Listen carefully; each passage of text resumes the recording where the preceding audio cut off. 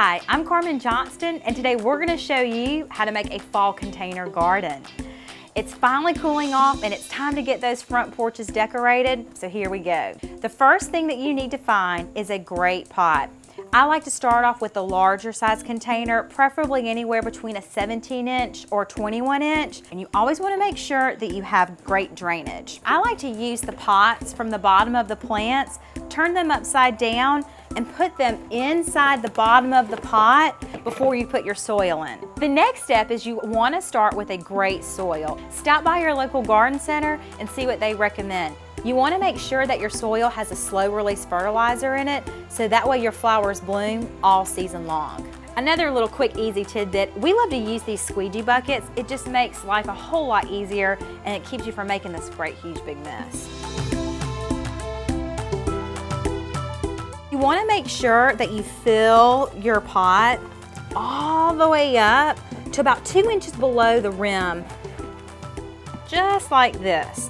Now, don't forget to shake your pot and make sure that the soil is settled down to the bottom.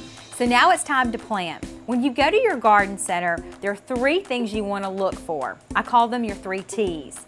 You want a tall plant, a thick plant, and a trailing plant. And I'm going to show you what works great for fall. One of our favorite plants that we love to use in the fall is purple fountain grass. It's a great plant for your tall element.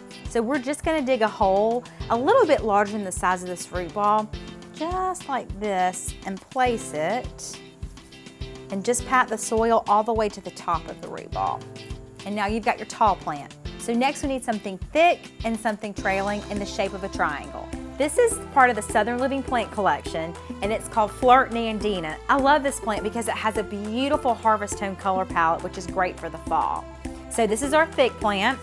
We're just gonna squeeze the pot just like this, turn it upside down, and we're gonna dig another hole. We're gonna come right over here and then just nestle the soil all the way around to the top.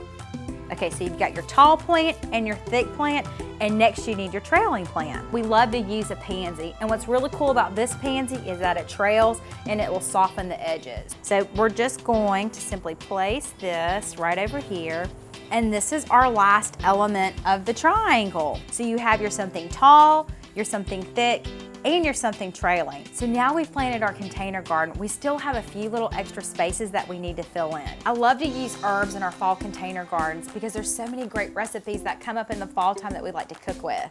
This is a prostrate rosemary, and I love this because it actually trails over and it just has this really funky wiry texture. We're just gonna place that right here. We definitely want to add a little more pop of color to this. And this is called a Calibrachoa, and I love this orange because it's just wonderful for fall. Dig a little hole, and we're filling in our second space.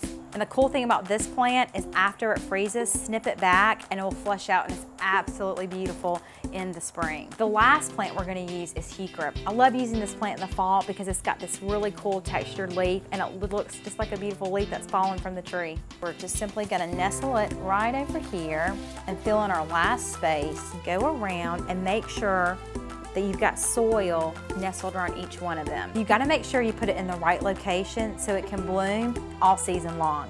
These plants love the sun, and they also love to be watered about 3 times a week in the fall. You don't have to water as much because it's not as hot, but make sure when you're watering that you take your hose and go all the way around for at least 1.5 minutes and soak the soil well through.